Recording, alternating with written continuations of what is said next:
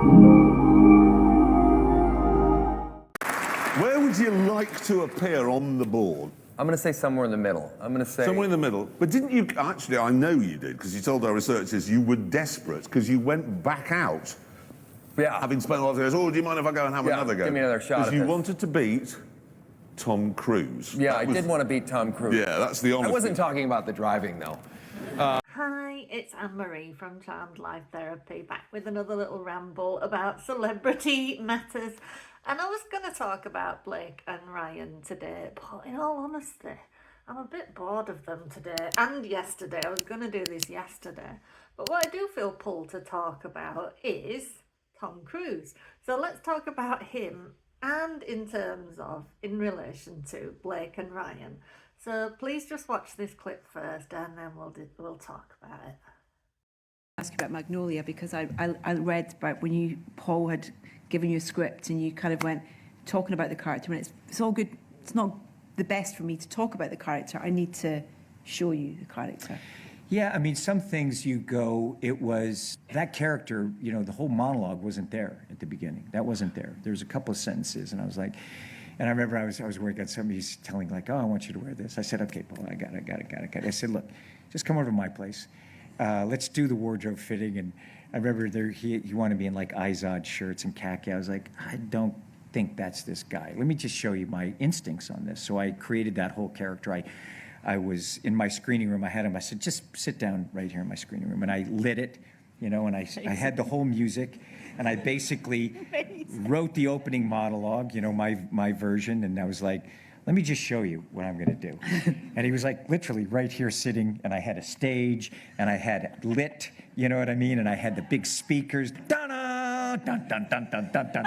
And I just, as I was doing it, I could just see his face. He's like, what the fuck? I was like, I don't know, this is Mackie to me, you know what I mean? It's like, it boom, you know, so, and then what's nice is, you know, you show them and then it evolves from there. And then every day, like we were writing those monologues, and I just had a list of things that, there's stuff that, look, I do research on things, I do it, but yeah, just like, I create characters like that, you know, you just go, I can do it. And you work on it. So yeah, he's on my mind lately is Tom Cruise, because obviously he's out promoting Mission Impossible Final Reckoning, and I'm feeling weirdly emotional about it all. It's kind of like how I felt when Harrison Ford was out promoting the final Indiana Jones movie.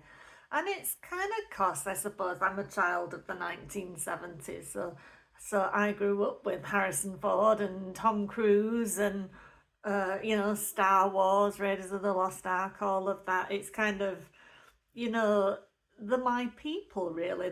You know, movies and TV were very much my survival mechanism as a kid. So people like Tom Cruise are really meaningful to me.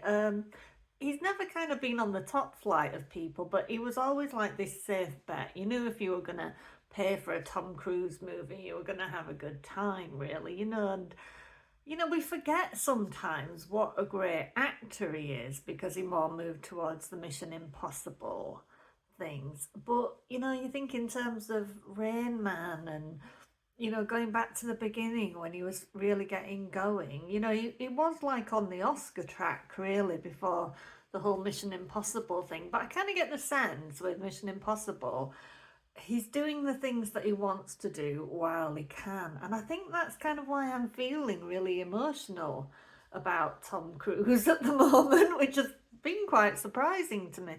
But it is like this last movie is like the culmination of a journey, in effect. And you know, we've kind of had a few years where there were little articles here and there about, has he been using filler? Is he having some help doing this and help doing that regarding the way he looks? And I think we can see now that whether he was or whether he wasn't, he's just succumbed, you know, he's just going with his age now. He's just flat out, he is what he is, and that's what he's going to be, you know?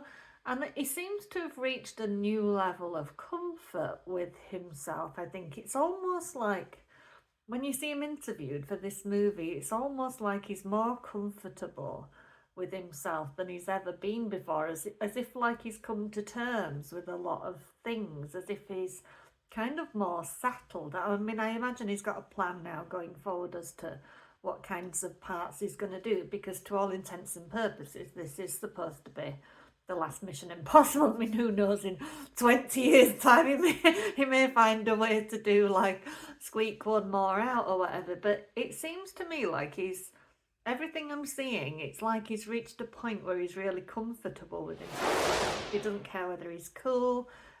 He got caught eating popcorn in a dad fashion, apparently, and that was a thing. But he just doesn't care. He seems to have reached a point where he's in life where he's comfortable with his decisions. And you still get people that are like taking pops at him, like who insisted on recently, the person who insisted on asking him what he was going to be doing for Father's Day. Well, it's well known that he's not, a factor in Surrey Cruise's life. I think he's still in contact with Connor and Isabella, his adopted children. But kind of that's just really, really mean at this point in time. It's just doing something to somebody to get a reaction. It's kind of like Krishnan Guru Murphy a few years ago when he insisted on his interview with Robert Downey Jr. on bringing his addiction into it, which was years in the past and nothing to do with what he was promoting, but just to get like a shock moment or a shock reaction. And it's kind of really distasteful. It's like, have some respect for these people, you know what I mean? They've been through some stuff you couldn't possibly even credit. So yeah, and what's really lovely as well, I think, is it's almost like everybody around him is sort of being a wee bit kinder for the most part, but he's also just being recognised for the person that he is. One of the things that somebody said recently was, I think it was Simon Pegg, and he was saying after filming one day, Tom Cruise had kind of just said, oh, let's go shark diving, let's all just go shark diving. So he flew them all out to this place where they could all go shark diving. And it just kind of made me think, yeah, it's like shark diving is not something I would want to do. I'm a bit weird about the whole scuba and everything, seeing what's under there. I'm one of those people that are a bit like, I don't really want to know what's under the water. I don't mind watching it on TV, but I don't want to experience it. But I was thinking, do you know if that was me? I think I would, because I just think Tom Cruise is one of those people that he's so prepared and he's so knowledgeable, and he's so naturally gifted in just getting stuff like that.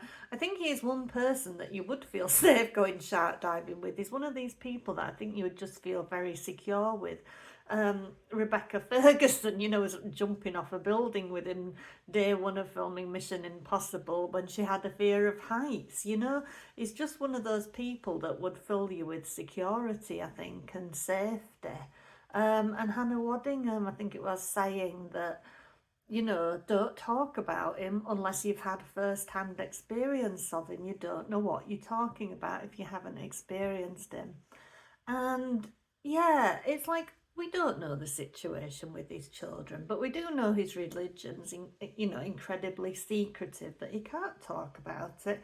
He can't talk about what happens with his relationships behind the scenes and why they break down. The religion's possibly a big factor of that. But what we do know is that when it comes to separating and children and the rest of it, it does still tend to be that, the onus is on the mother, gets kind of like the prioritisation. So I'm sure there's kind of very difficult decisions he's had to make in terms of, for himself. He grew up with a single mother, they separated from his dad when he was relatively young. So he knows, like, it's quite possible for a good, strong woman to bring up a child and, from to turn out like him. And he knows he can financially support them and do anything that way. I guess there's a point in time where, when it's come to his children, he's had to make decisions as to what's best for them, what he can do in terms of how his religion limits him in being open about those kinds of things, and what's really important for the child. And he's been with women that he knows, will make a good job of being a mother. I mean, I think it was different with the adopted children. It's very mysterious about what happened there. But we do know that he's, people talk about him in terms of he abandoned Surrey Cruise. I don't think he abandoned Surrey Cruise whatsoever. I think he had to make some difficult decisions, and him more than anybody probably had to live with it, you know, more than anything. So I guess what I've been thinking is I've been looking at him for the last few days and the bits and bobs that I've been seeing pop up about him, and then in the back of my mind is Blake and Ryan all the time. That sounds really sad, doesn't it? But yeah, just in terms of, you know, that little interview we saw at the beginning and how we know that Blake chose to collaborate as an actress, how she kind of walks in and just goes, da-da, this is what we're doing.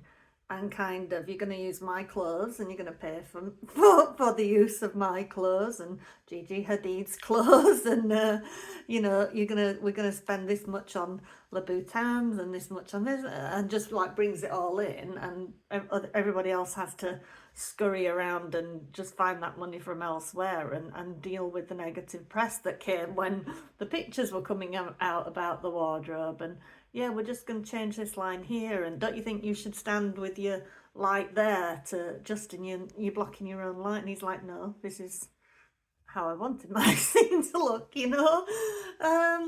And then you look at somebody like Tom Cruise, who when he says he's collaborating, it's absolutely a collaboration.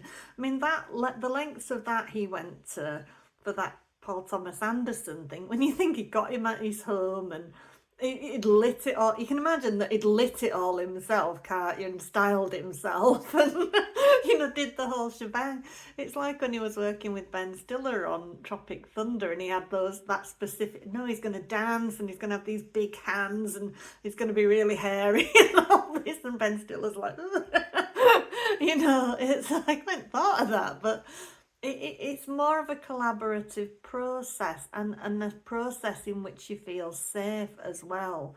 When somebody comes in with that level of interest in the subject matter and that level of thought, you can go with them in a collaborative way. But if somebody comes in like Blake with no concept of what your budget is or whether you can manage this, or you as a fairly new producer director under a big company like Sony, she doesn't care about any of that. She just walks in and says, this is what I need in terms of feeling like I have authorship over your project, and I don't really care how you get it done. This is the way it's going to be. And that's an entirely different thing altogether, isn't it? You know, and I was watching something of Without a Crystal Balls the other day, and that was kind of what I was partly going to talk about, but I couldn't really put it any better or any different than she did herself. But it was kind of bringing up things about like the interference, you know, from Ryan. You know, he's not getting out of this. I can't see his motion to dismiss going by the by, because back in August when there was all the trouble, there was like a Daily Mail article saying a source says Ryan had to step in and rescue this movie. He had to rescue the script. And then you've got text messages in the timeline of events that, you know, between Justin and that, and it's saying, well, that's their narrative, but what they actually said was they didn't think our female writer could write a female story, when my female writer is actually a feminist, you know. But Ryan feels that he can write a woman's perspective better than my female writer can, you know. And it's like, who is Ryan Reynolds? I don't care who he is. Wasn't his movie. How many female actresses are there that have husbands in the same game? And something on set might be not ideal. How many of them have husbands have swept in and just said, right, I'm taking over here and it's going to be like this and I'm going to write this and I'm going to do that? It just does not happen. Not to my knowledge anyway. It's certainly never come out before. It's something like you go to like your management or your agent with, or whatever it is. You kind of do that, and your husband or your wife, if it's the other way around, will be at home saying, oh God, yeah, I've had a really shit day, and consoling them and whatever. But stepping in and taking over on a project you've no connection to, using your sway with the studio in order to get your way, that's a different thing entirely.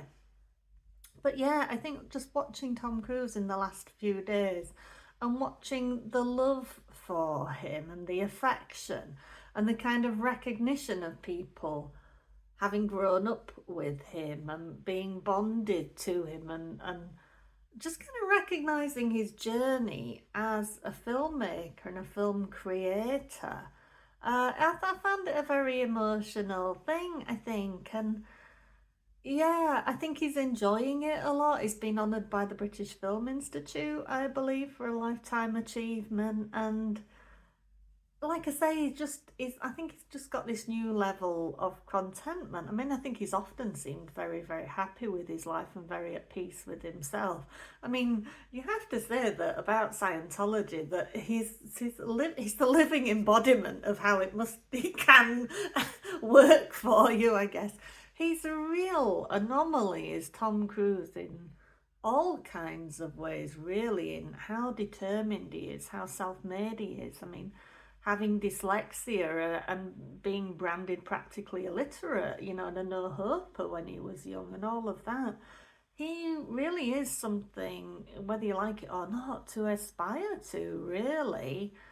And in terms of what he brings to a set and how he pulls things together and how he sees everybody on a set. And, there's nobody that's too small on a set for Tom Cruise. He's not... people, say what you like about him. If he's in love, he's in love. If he's angry, he's angry. He's not hiding anything, and it's that thing of authenticity is the most highest vibration there is. It's a higher vibration, higher energy than love. People think love is the highest, greatest energy, but authenticity is the greatest energy. And say what you like about Tom Cruise, is 100% authentic. So I kind of can look at Blake and Ryan lately and the things that they are doing, and how Blake is so stupid that she's actually, back in December, when she was contacting things like the New York Times, she also contacted the LA Times, and apparently she sent out, according to Without a Crystal Ball, again, give her the credit, she sent out these kind of like press packs of what she was going to do, and she actually managed to attach screenshots that actually prove that they were accessing Jen Abel's iCloud. So after they had the physical phone, that long after that they were still accessing Jen Abel's iCloud and extracting screenshots from that and attaching it to these press packs that went out to these media outlets. So she can't say any of that is protected because she didn't attach it to anything legal. It just went out with these press packs. And I think just the whole Tom Cruise thing and the warmth and the authenticity, and how the filmmaker, he has such respect for the filmmaking process and for everybody within it. And then you're faced with these buggers on the other side of it, and you think, wow. I mean, the Blake and Ryan's legacy is going to be this legal case at this length. Nobody's going to remember Ryan Reynolds as some paragon of filmmaking, and they're certainly not going to remember Blake Lively as any kind of paragon of filmmaking. There's, when they're in the 60s, there's not going to be this great love for them and this feeling of fulfillment and a job well done and coming full circle in life and moving on to the next phase and being at peace with yourself and accepting your age and all of that. And they're going to have none of that. It's like I said the other day, their biggest punishment is going to be that they have to go to bed as themselves at night and they have to wake up as themselves in the morning, because there's just no accountability at all for their actions. And I don't think you can say that about somebody like Tom Cruise. But yeah, I was going to talk about Blake and Ryan and just recap things. But I spent a little time this morning just looking at Tom Cruise things and then looking at some of Justin's press and just he's kind of, I guess, a little bit late to the party. He's never going to be like on a Tom Cruise level, but he shares that same kind of authenticity. When he was talking about preparing for Ryle, that he kind of kept a diary as if he was Ryle, and he did some subconscious work with somebody, which kind of is interesting to me because I work with people's subconscious minds. But to kind of recreate subconscious memories for Ryle so that he could write this diary from his perspective as to why he was the way he was, what was driving it. And I thought, I just thought, and they couldn't even get Blake Lively to read the book, could they? That's how much she cares about the filmmaking process. That's how much respect she has for it, and that's how much respect she has for survivors. And then you've got Justin. It's so different, Ryle, from who he is as a man, that he needed to do all of this work in order to portray him. And I think I haven't seen the movie yet because I literally can't watch Blake, but the clips I've seen him, he does radiate that kind of attractive, borderline dangerous thing where, you know, maybe they're not entirely safe, but there's kind of something compelling about them at the same time. So it looks to me like he's done a pretty good job of it. And yeah, she's just shown up and wanted it to make it like a blockbuster movie about promoting her booze and all of that. And I just kept thinking when I was watching this, Tom, can you imagine the disdain that actual filmmakers have, like Kevin Costner, like Tom Cruise, the actual disdain they must have for people like Ryan and Blake? It's just beggars belief, and it kind of makes you feel a bit better about the whole thing, because those two can do whatever they like, but they're never going to be authentic. They're never going to be genuine.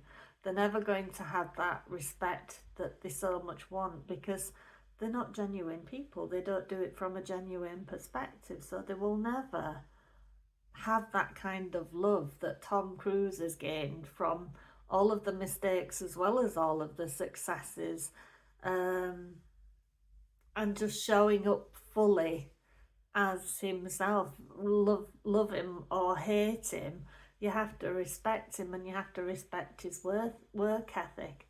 And when you think really that kind of Ryan and Blake, and trying to say that there was any kind of SH, whatever you want to call it, that actually the moment that Ryan blocked Justin Baldoni on his socials and in whatever ways it was actually in the fight for that editing process over the film. So it was absolutely, if it was, so you imagine if that guy's sexually harassed your wife, isn't that the moment that you'd block him? No, it was the moment in that editing process when it was that fight for, Blake was sticking out for having longer in the booth, and then the deadline came and she says no because I want to have a friends and family filming, and they said well fine, but then it has to, and then she had that, and then she had extra time, and then there was all that testing, wasn't there, where Justin's cut tested better and all of that. But basically Ryan blocked him in the middle of that, and then he went off and filmed Deadpool and Wolverine shortly afterwards and brought Nice Pool into it and all of that. So it's absolutely nothing to do with SH. It was all about the control of that movie, control about the filmmaking process.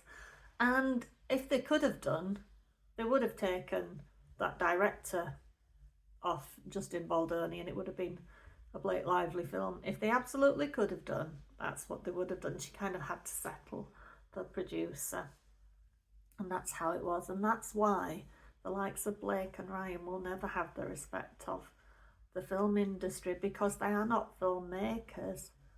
They are business people, really. They're actors that aren't great actors, and they're like one-trick ponies.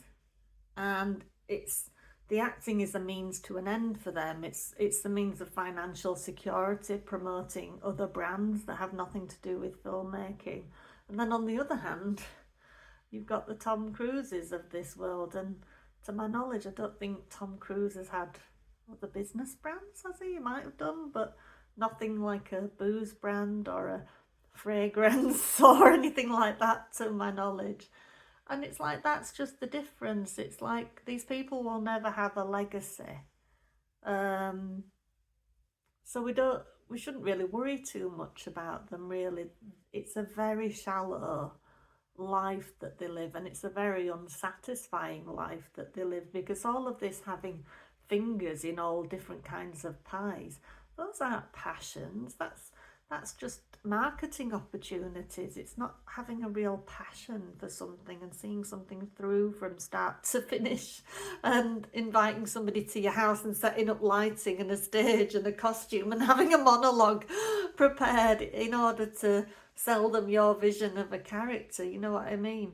Blake Lively made them drag truckloads of clothes over to her house because she couldn't be asked jumping in a car and driving 15-20 minutes, or having somebody drive her to the studio, you know. And this thing of, she likes to say that wardrobe is how she gets into a character. Yeah, but she does it backwards. She doesn't take the wardrobe of the character and step into it and embody it and all of that and think about what the person inside those clothes feels. She goes, this is me. These are the clothes I want to wear as this character. She makes herself the character rather than her becoming the character. So she is not a filmmaker. She can get a producer credit all she likes, but she's not a film producer. She'll never, you know, she's not a good actress. So she'll never be a producer, never be a director. She wouldn't have been a music video director if it wasn't for Taylor Swift, you know. These people have no real passion. There's no real connection. There's just nothing there, really. So kind of that was my thoughts for today, really, and why kind of I can continue to have a little bit of sympathy for them, because I just see what an empty kind of existence it is. And I kind of looked at Tom Cruise these last few days, and I just, yeah, I feel really emotional thinking about it, because it's just such a celebration of life. You know, there's something about it. You know, you think of all those stunts, all those preparations, all those hours, all the difficulties, all the bonding on set, all the being part of that team, you know, and it can be ironic about himself now as well. You know how people will often say, you know, the first day on set and they had to walk straight into doing a stunt, and Tom Cruise goes to them, welcome to mission. And it's like, you can take that from Tom Cruise, you know what I mean? It's kind of, it's like living the dream, isn't it? It's crazy and it's insane and it's life affirming. And it's something anybody would want to be a part of, I'm sure. And I think it's great for like people like Hannah Waddingham.